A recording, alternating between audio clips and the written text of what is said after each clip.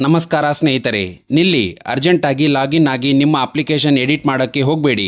ಒಂದು ಸಣ್ಣ ತಪ್ಪು ನಿಮ್ಮ ಇಡೀ ವರ್ಷದ ಕಣ್ಣೀರನ್ನು ನೀರು ಪಾಲು ಮಾಡಬಹುದು. ಹೌದು ಸ್ನೇಹಿತರೆ, ಸಿವಿಲ್ ಪೊಲೀಸ್ ಕಾನ್ಸ್ಟೇಬಲ್ ಹುದ್ದೆಗಳಿಗೆ ಅರ್ಜಿ ಸಲ್ಲಿಸಿರೋ ಅಭ್ಯರ್ಥಿಗಳಿಗೆ ಕೊನೆಗೂ ಕಿಯಾ ಬಹುದೊಡ್ಡ ರಿಲೀಫ್ ಕೊಟ್ಟಿದೆ. ಇವತ್ತಿನಿಂದ ಅಂದರೆ ಜುಲೈ 10ರಿಂದ ನಿಮಗೆ ಎಡಿಟ್ ಆಪ್ಷನ್ ಓಪನ್ ಆಗಿದೆ. ಈಗ ನನ್ನ ಸ್ಕ್ರೀನ್ ಮೇಲೆ ನೀವು ನೋಡುತ್ತಿರುವುದು ಕಾರ್ ಮತ್ತು ಡಾರ್ ಹುದ್ದೆಗಳ ಲಾಗಿನ್ ಪೇಜ್. ಅರೆ, ನಾವಿರೋದು ಸಿವಿಲ್ ಪೊಲೀಸ್ ಅಭ್ಯರ್ಥಿಗಳು, ಇದ್ಯಾಕೆ ಕಾರ್ ಮತ್ತು ಡಾರ್ ಪೇಜ್ ತೋರಿಸ್ತಾ ಇದ್ದಾರೆ ಅಂತ ಗೊಂದಲ ಬೇಡ. ಸಿವಿಲ್ ಕಾನ್ಸ್ಟೇಬಲ್ ಎಡಿಟ್ ಆಪ್ಷನ್ ಕೂಡ ಸೇಮ್ ಟು ಸೇಮ್ ಇದೇ ತರಹ ಇರುತ್ತೆ. ನಿಮಗೊಂದು ಪಕ್ಕಾ ಕ್ಲಾರಿಟಿ ಸಿಗಲಿ ಅನ್ನೋ ಕಾರಣಕ್ಕೆ ನಾನು ಲಾಗಿನ್ ಪೇಜ್ ಇಟ್ಕೊಂಡು ನಿಮಗಾಗಿ ಲೈವ್ ಡೆಮೋ ತೋರಿಸ್ತಾ ಇದ್ದೇನೆ. ನಾನು ಹೇಳೋ ಪ್ರತಿಯೊಂದು ಸ್ಟೆಪ್ನ ಗಮನ ಇಟ್ಟು ಕೇಳಿ, ಯಾಕೆಂದರೆ ತಪ್ಪು ತಿದ್ದೋಕೆ ಸಿಗ್ತಿರೋ ಕೊನೆಯ ಚಾನ್ಸ್ ಇದು. ಮೊದಲನೆಯದಾಗಿ ಇಲ್ಲಿ ಕಾಣ್ತಿರೋ ಬಾಕ್ಸ್ನಲ್ಲಿ ನಿಮ್ಮ ರಿಜಿಸ್ಟ್ರೇಷನ್ ನಂಬರನ್ನು ಯಾವುದೇ ಮಿಸ್ಟೇಕ್ ಇಲ್ಲದೆ ಟೈಪ್ ಮಾಡಿ. ಎರಡನೇದಾಗಿ ಅರ್ಜಿ ಹಾಕುವಾಗ ನೀವು ಕ್ರಿಯೇಟ್ ಮಾಡಿದ್ರಲ್ಲ ಆ ಪಾಸ್ವರ್ಡನ್ನು ಇಲ್ಲಿ ಹಾಕಿ ಮತ್ತು ಕೆಳಗೆ ಕೊಟ್ಟಿರೋ ಕ್ಯಾಪ್ಚಾವನ್ನು ಸರಿಯಾಗಿ ತುಂಬಿ ಲಾಗಿನ್ ಮೇಲೆ ಕ್ಲಿಕ್ ಮಾಡಿ. ನಿಮ್ಮ ರಿಜಿಸ್ಟರ್ಡ್ ಮೊಬೈಲ್ ನಂಬರ್ಗೆ ಒಂದು OTP ಬರುತ್ತೆ. ಆ OTPಯನ್ನು ಎಂಟರ್ ಮಾಡಿದರೆ ಸಾಕು, ನಿಮ್ಮ ಅಪ್ಲಿಕೇಶನ್ನ ಮೊದಲ ಪುಟಕ್ಕೆ ಕರೆದುಕೊಂಡು ಹೋಗುತ್ತೆ. ಓಕೆ, ಈಗ ಲಾಗಿನ್ ಆಗೋದು ಹೇಗೆ ಅಂತ ಗೊತ್ತಾಯ್ತಲ್ವಾ? ಹಾಗಾದರೆ ಅಪ್ಲಿಕೇಶನ್ ಓಪನ್ ಆದ ಮೇಲೆ ಒಳಗಡೆ ಯಾವೆಲ್ಲ ತಪ್ಪುಗಳನ್ನು ತಿದ್ದಬೇಕು, ಯಾವ ತಪ್ಪು ಮಾಡಿದರೆ ನಿಮ್ಮ ಅಪ್ಲಿಕೇಶನ್ ರಿಜೆಕ್ಟ್ ಆಗುತ್ತೆ ಮುಂದೆ ನೋಡಿ. ಸ್ನೇಹಿತರೆ, ನೀವು OTP ಹಾಕಿ ಲಾಗಿನ್ ಆದ ತಕ್ಷಣ ಮೊದಲನೆಯದಾಗಿ ಕಾಣಿಸುವುದೇ ಈ ಜನರಲ್ ಇನ್ಫಾರ್ಮೇಷನ್ ಪೇಜ್. ಇಲ್ಲಿ ನಿಮ್ಮ ವೈಯಕ್ತಿಕ ಮತ್ತು ಸಂಪರ್ಕದ ವಿವರಗಳು ಇರುತ್ತವೆ. ಇಲ್ಲಿ ನೀವು ಮುಖ್ಯವಾಗಿ 3 ವಿಷಯಗಳನ್ನು ಜಾಗರೂಕವಾಗಿ ಪರಿಶೀಲಿಸಬೇಕು. ಅಭ್ಯರ್ಥಿಯ ಹೆಸರು, ತಂದೆ ಮತ್ತು ತಾಯಿಯ ಹೆಸರು, ನಿಮ್ಮ SSLC ಅಂಕಪಟ್ಟಿಯಲ್ಲಿ ಸ್ಪೆಲ್ಲಿಂಗ್ ಹೇಗಿದೆಯೋ ಇಲ್ಲೂ ಹಾಗೆಯೇ ಇರಬೇಕು. ಒಂದು ಅಕ್ಷರವೂ ತಪ್ಪಾಗದಂತೆ ಚೆಕ್ ಮಾಡಿಕೊಳ್ಳಿ.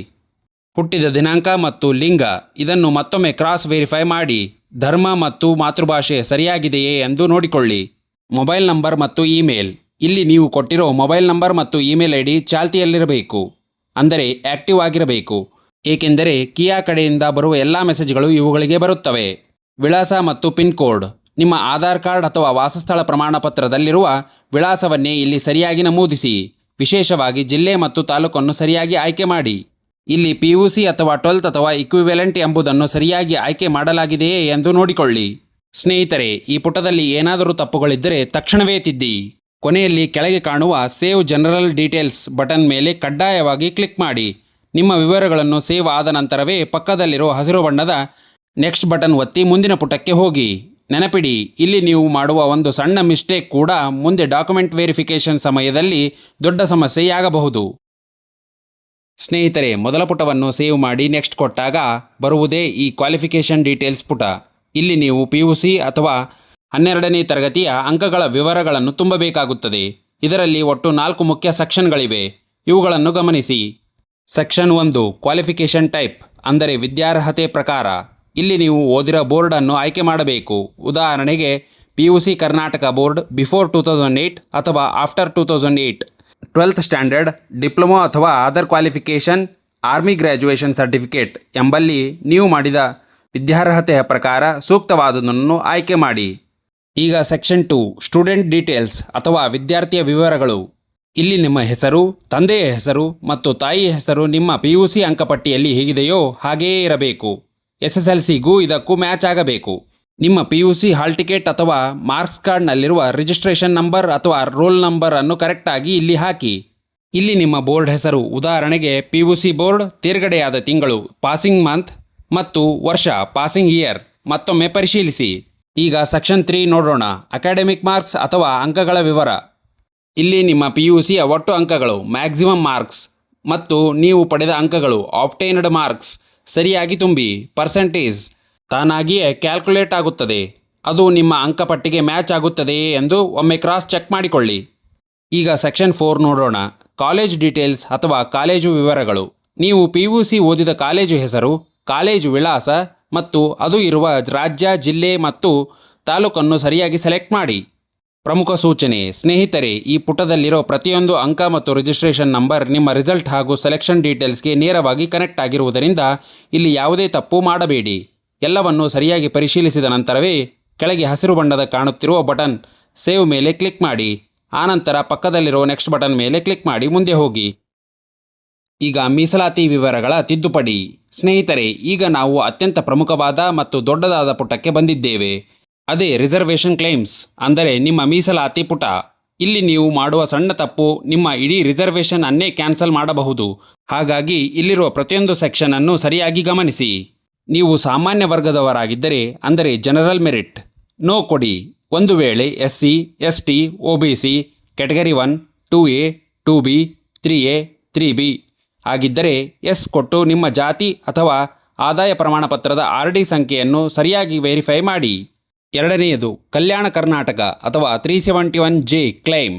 ನೀವು ಕಲ್ಯಾಣ ಕರ್ನಾಟಕ ಭಾಗದವರಾಗಿದ್ದರೆ ಎಸ್ ಕೊಟ್ಟು ನಿಮ್ಮ 371J ಪ್ರಮಾಣ ಪತ್ರದ RD ಸಂಖ್ಯೆಯನ್ನು ಹಾಕಿ ಪಕ್ಕದಲ್ಲಿರುವ ಚೆಕ್ ಬಟನ್ ಮೇಲೆ ಕ್ಲಿಕ್ ಮಾಡಿ.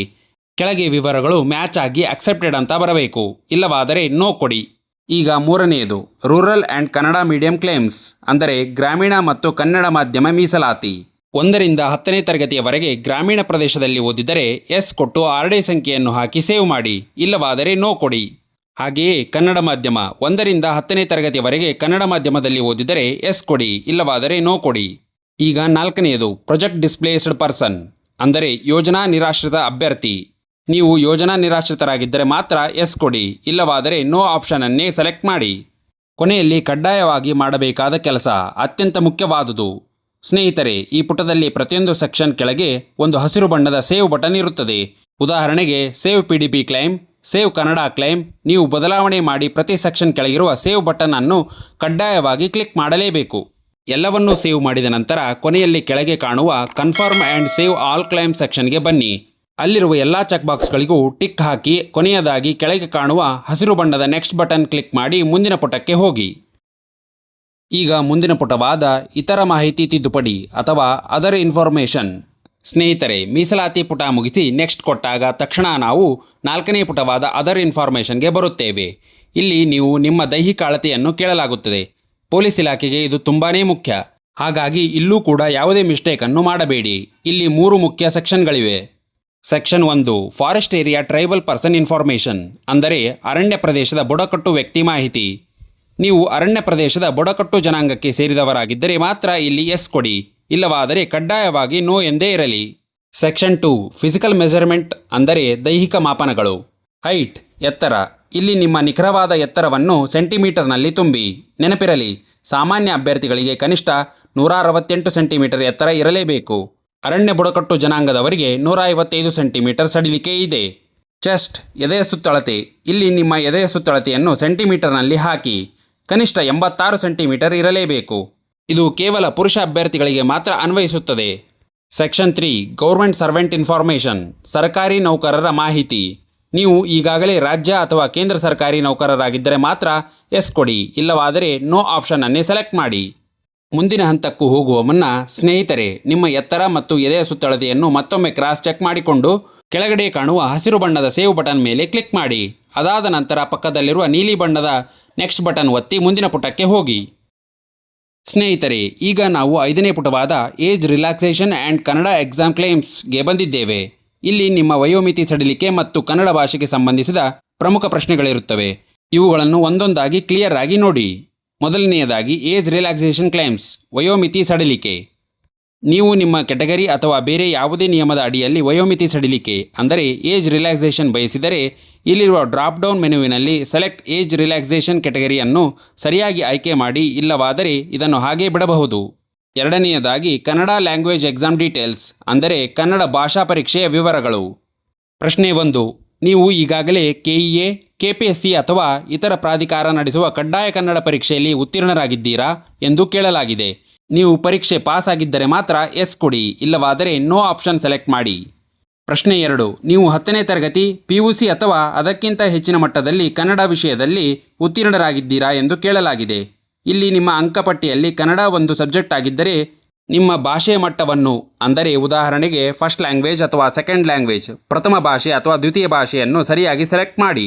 ಮೂರನೆಯದಾಗಿ criminal case and debar details ಅಂದರೆ ಕ್ರಿಮಿನಲ್ ಪ್ರಕರಣ ಮತ್ತು ಡಿಬಾರ್ ವಿವರ. ಪ್ರಶ್ನೆ 1. ನಿಮ್ಮ ವಿರುದ್ಧ ಯಾವುದೇ ಕ್ರಿಮಿನಲ್ ಪ್ರಕರಣ ದಾಖಲಾಗಿದೆಯೇ ಎಂದು ಕೇಳಿದ್ದಾರೆ. ಇದಕ್ಕೆ ಸೂಕ್ತವಾದುದನ್ನು ಉತ್ತರಿಸಿ. ಪ್ರಶ್ನೆ 2. ನೀವು ಎಂದಾದರೂ ಯಾವುದೇ ಪ್ರಾಧಿಕಾರದಿಂದ ಪರೀಕ್ಷೆಯಲ್ಲಿ ನಿಷೇಧಿಸಲ್ಪಟ್ಟಿದ್ದೀರಾ ಎಂದು ಕೇಳಿದ್ದಾರೆ. ಈ ಎರಡೂ ಪ್ರಶ್ನೆಗಳಿಗೆ ಯಾವುದೇ ತಪ್ಪು ಮಾಹಿತಿ ನೀಡಬೇಡಿ. ನಿಮ್ಮ ಮೇಲೆ ಯಾವುದೇ ಕೇಸ್ ಇಲ್ಲದಿದ್ದರೆ ಕಡ್ಡಾಯವಾಗಿ ನೋ ಆಪ್ಷನ್ನನ್ನೇ ಸೆಲೆಕ್ಟ್ ಮಾಡಿ. ಸ್ನೇಹಿತರೆ, ಎಲ್ಲವನ್ನೂ ಸರಿಯಾಗಿ ಪರಿಶೀಲಿಸಿದ ನಂತರ ಕೆಳಗೆ ಕಾಣುವ ಹಸಿರು ಬಣ್ಣದ ಸೇವ್ ಕನ್ನಡ ಡೀಟೇಲ್ಸ್ ಕನ್ನಡ ವಿವರಗಳನ್ನು ಉಳಿಸಿ ಬಟನ್ ಮೇಲೆ ಕಡ್ಡಾಯವಾಗಿ ಕ್ಲಿಕ್ ಮಾಡಿ. ಮಾಹಿತಿ ಸೇವ್ ಆದ ನಂತರವೇ ಪಕ್ಕದಲ್ಲಿರುವ ನೀಲಿ ಬಣ್ಣದ ನೆಕ್ಸ್ಟ್ ಬಟನ್ ಮೇಲೆ ಪ್ರೆಸ್ ಮಾಡಿ ಮುಂದಿನ ಪುಟಕ್ಕೆ ಹೋಗಿ. ಸ್ನೇಹಿತರೆ, ಈಗ ನಾವು ಅಪ್ಲಿಕೇಶನ್ನ ಅತ್ಯಂತ ಸೂಕ್ಷ್ಮವಾದ ಹಾಗೂ ಪ್ರಮುಖವಾದ 6ನೇ ಪುಟಕ್ಕೆ ಬಂದಿದ್ದೇವೆ. ಅದೇ ಡಾಕ್ಯುಮೆಂಟ್ ಅಪ್ಲೋಡ್ ಪೇಜ್. ಇಂಟರ್ನೆಟ್ ಕೆಫೆಗಳಲ್ಲಿ ಅಥವಾ ನೀವೇ ಮೊಬೈಲ್ನಲ್ಲಿ ಫಾರ್ಮ್ ಅನ್ನು ಹಾಕುವಾಗ ಬಹಳಷ್ಟು ಜನ ಇಲ್ಲೇ ಎಡವಟ್ಟನ್ನು ಮಾಡಿಕೊಳ್ಳುವುದು. ನಿಮ್ಮ ಫೋಟೋ ಅಥವಾ ಸಹಿ ಸರಿಯಾಗಿಲ್ಲದಿದ್ದರೆ ಕೆಎ ನೇರವಾಗಿ ನಿಮ್ಮ ಅಪ್ಲಿಕೇಶನ್ ಅನ್ನು ರಿಜೆಕ್ಟ್ ಮಾಡುತ್ತದೆ. ಹಾಗಾಗಿ ಇಲ್ಲಿರುವ ನಿಯಮಗಳನ್ನು ಸರಿಯಾಗಿ ಅರ್ಥ ಮಾಡಿಕೊಳ್ಳಿ. ಮೊದಲನೆಯದಾಗಿ ಅಪ್ಲೋಡ್ ಫೋಟೋ. ಅಭ್ಯರ್ಥಿಯ ಫೋಟೋ. ನಿಮ್ಮ ಫೋಟೋವನ್ನು ಕಡ್ಡಾಯವಾಗಿ .jpg ಅಥವಾ .jpeg ಫಾರ್ಮ್ಯಾಟ್ನಲ್ಲಿಯೇ ಇರಬೇಕು. ಫೋಟೋದಲ್ಲಿ ನಿಮ್ಮ ಮುಖ ಸ್ಪಷ್ಟವಾಗಿ ಕಾಣಿಸಬೇಕು. ಸೆಲ್ಫಿ ಫೋಟೋಗಳು, ಬ್ಲರ್ ಫೋಟೋಗಳು ಅಥವಾ ಹಿನ್ನೆಲೆ ಸರಿಯಿಲ್ಲದ ಫೋಟೋಗಳನ್ನು ಅಪ್ಲೋಡ್ ಮಾಡಬೇಡಿ, ತಕ್ಷಣ ರಿಜೆಕ್ಟ್ ಆಗುತ್ತವೆ. ಎರಡನೆಯದಾಗಿ ಅಪ್ಲೋಡ್ ಸಿಗ್ನೇಚರ್. ಅಭ್ಯರ್ಥಿಯ ಸಹಿ. ಒಂದು ಬಿಳಿ ಹಾಳೆಯ ಮೇಲೆ ಪ್ಲೇನ್ ವೈಟ್ ಬ್ಯಾಕ್ಗ್ರೌಂಡ್ ಸ್ಪಷ್ಟವಾಗಿ ಸಹಿ ಮಾಡಿ ಅದನ್ನು ಮಾತ್ರ ಕ್ರಾಪ್ ಮಾಡಿ ಇಲ್ಲಿ ಅಪ್ಲೋಡ್ ಮಾಡಬೇಕು. ಲೈನಿಂಗ್ ಇರುವ ಪೇಪರ್ ಮೇಲೆ ಸಹಿ ಮಾಡಿ ಅಪ್ಲೋಡ್ ಮಾಡಬೇಡಿ. ಮೂರನೆಯದಾಗಿ ಅಪ್ಲೋಡ್ ಥಂಬ್ ಇಂಪ್ರೆಷನ್, ಅಂದರೆ ಎಡ ಹೆಬ್ಬೆರಳಿನ ಮುದ್ರೆ. ಇಲ್ಲಿ ನಿಮ್ಮ ಎಡಗೈ ಹೆಬ್ಬೆರಳಿನ ಗುರುತನ್ನು ಲೆಫ್ಟ್ ಹ್ಯಾಂಡ್ ಥಂಬ್ ಬಿಳಿ ಹಾಳೆಯ ಮೇಲೆ ಸ್ಪಷ್ಟವಾಗಿ ಒತ್ತಿ ಆ ಇಂಕ್ ಇಂಪ್ರೆಷನ್ ಅನ್ನು ಅಪ್ಲೋಡ್ ಮಾಡಬೇಕು. ಅಪ್ಲೋಡ್ ಮಾಡಿದ ನಂತರ ಏನು ಮಾಡಬೇಕು? ಬಲಭಾಗದಲ್ಲಿ ಅಪ್ಲೋಡ್ ಡಾಕ್ಯುಮೆಂಟ್ಸ್ ಅಂತ ಇದೆ ಅಲ್ವಾ, ಅಲ್ಲಿ ನೀವು ಅಪ್ಲೋಡ್ ಮಾಡಿರುವ ಫೋಟೋ, ಸಹಿ ಮತ್ತು ಹೆಬ್ಬೆರಳಿನ ಗುರುತು ಸರಿಯಾಗಿದೆಯೇ ಎಂದು ಕಣ್ಣು ಹಾಯಿಸಿ. 3ರ ಕೆಳಗೂ ಹಸಿರು ಬಣ್ಣದಲ್ಲಿ ಅಪ್ಲೋಡೆಡ್ ಅಂತ ಬರಬೇಕು. ಸ್ನೇಹಿತರೆ, ನಿಮ್ಮ ಫೋಟೋ ಮತ್ತು ಸಹಿ ಪಕ್ಕಾ ಆಗಿದೆಯಾ ಅಂತ ಕನ್ಫರ್ಮ್ ಆದ ಮೇಲೆ ಕೆಳಗೆ ಕಾಣುವ ನೀಲಿ ಬಣ್ಣದ ನೆಕ್ಸ್ಟ್ ಬಟನ್ ಮೇಲೆ ಕ್ಲಿಕ್ ಮಾಡಿ ಮುಂದಿನ ಪೋಸ್ಟ್ ಸೆಲೆಕ್ಷನ್ ಪುಟಕ್ಕೆ ಹೋಗಿ. ಸ್ನೇಹಿತರೆ, ಡಾಕ್ಯುಮೆಂಟ್ ಅಪ್ಲೋಡ್ ಆದ ಮೇಲೆ ಬರುವುದೇ ಈ ಪೋಸ್ಟ್ ಸೆಲೆಕ್ಷನ್ ಪುಟ. ನಿಮ್ಮ ಕಟ್ ಆಫ್ ಮತ್ತು ಸೆಲೆಕ್ಷನ್ ನಿರ್ಧಾರವಾಗುವುದು ನೀವು ಇಲ್ಲಿ ಕೊಡುವ ಜಿಲ್ಲೆಯ ಆಪ್ಷನ್ ಮೇಲೆ. ಹಾಗಾಗಿ ಇಲ್ಲಿ 2 ಮುಖ್ಯ ಆಪ್ಷನ್ಗಳು ಗಮನಿಸಿ. ಸೆಕ್ಷನ್ 1 ಪೋಸ್ಟ್ ಸೆಲೆಕ್ಷನ್, ಹುದ್ದೆಯ ಆಯ್ಕೆ. ಇಲ್ಲಿ ನೀವು ಯಾವ ಹುದ್ದೆಗೆ ಅರ್ಹರಾಗಿದ್ದೀರೋ, ಉದಾಹರಣೆಗೆ RPC non-HK ಅಥವಾ ಕಲ್ಯಾಣ ಕರ್ನಾಟಕ, ಅದರ ಮುಂದಿರೋ ಬಾಕ್ಸ್ಗೆ ಟಿಕ್ ಹಾಕಿ ಕೆಳಗಿರೋ ಹಸಿರು ಬಣ್ಣದ ಅಪ್ಲೈ ಬಟನ್ ಮೇಲೆ ಕ್ಲಿಕ್ ಮಾಡಿ. ಅದು ಕೆಳಗಡೆ ಅಪ್ಲೈಡ್ ಪೋಸ್ಟ್ ಲಿಸ್ಟ್ನಲ್ಲಿ ಕಾಣಿಸಿಕೊಳ್ಳುತ್ತದೆ. ಈಗ section 2 select the commissionerate or district, ಜಿಲ್ಲೆಯ ಆಯ್ಕೆ. ಇದು ತುಂಬ ಇಂಪಾರ್ಟೆಂಟ್. ನೀವು ಯಾವ ಜಿಲ್ಲೆ ಅಥವಾ ಕಮಿಷನರೇಟ್ಗೆ ಅರ್ಜಿ ಸಲ್ಲಿಸಲು ಬಯಸುತ್ತೀರೋ ಆ ಜಿಲ್ಲೆಯನ್ನು ಡ್ರಾಪ್ ಡೌನ್ ಮೆನುವಿನಲ್ಲಿ ಸರಿಯಾಗಿ ಆಯ್ಕೆ ಮಾಡಿ. ಜಿಲ್ಲೆಯನ್ನು ಸೆಲೆಕ್ಟ್ ಮಾಡಿದ ನಂತರ ಕೆಳಗೆ ಕಾಣಿಸುವ ಹಸಿರು ಬಣ್ಣದ ಖಚಿತಪಡಿಸಿಕೊಳ್ಳಿ ಅಥವಾ ಸಬ್ಮಿಟ್ ಬಟನ್ ಮೇಲೆ ಕಡ್ಡಾಯವಾಗಿ ಕ್ಲಿಕ್ ಮಾಡಿ. ಸ್ನೇಹಿತರೆ, ನಿಮ್ಮ ಜಿಲ್ಲೆ ಆಯ್ಕೆಯ ಪಕ್ಕಾ ಆದ ಮೇಲೆ ಕೆಳಗಡೆ ಬಲಭಾಗದಲ್ಲಿ ಕಾಣುವ ನೀಲಿ ಬಣ್ಣದ ನೆಕ್ಸ್ಟ್ ಪೇಜ್ ಬಟನ್ ಮೇಲೆ ಕ್ಲಿಕ್ ಮಾಡಿ ಡಿಕ್ಲರೇಷನ್ ಪುಟಕ್ಕೆ ಹೋಗಿ. ಸ್ನೇಹಿತರೆ, ಡಿಕ್ಲರೇಷನ್ ಮುಗಿಸಿ ಬಂದಾಗ ನಿಮಗೆ ಕಾಣಿಸುವುದೇ ಈ ಪೇಮೆಂಟ್ ಡೀಟೇಲ್ಸ್, ಅಂದರೆ ಪಾವತಿ ವಿವರಗಳ ಪುಟ. ಇಲ್ಲಿ ನೀವು ಅರ್ಜಿ ಸಲ್ಲಿಸುವಾಗ ಈಗಾಗಲೇ ಫೀಸ್ ಪೇ ಮಾಡಿರುವುದರಿಂದ ಸ್ಕ್ರೀನ್ ಮೇಲೆ ಕಾಣಿಸುತ್ತಿರುವ ಹಾಗೆ ಫೀಸ್ ಆಲ್ರೆಡಿ ಪೇಡ್ ಎಂದು ತೋರಿಸುತ್ತಿದೆ. ಹಾಗಾಗಿ ನೀವು ಇಲ್ಲಿ ಯಾವುದೇ ಹಣವನ್ನು ಮತ್ತೊಮ್ಮೆ ಪಾವತಿಸುವ ಅಗತ್ಯ ಇರುವುದಿಲ್ಲ. ನೇರವಾಗಿ ಅದರ ಕೆಳಗಡೆ ಕಾಣಿಸುವ ಹಸಿರು ಬಣ್ಣದ ನೆಕ್ಸ್ಟ್ ಬಟನ್ ಮೇಲೆ ಕ್ಲಿಕ್ ಮಾಡಿ.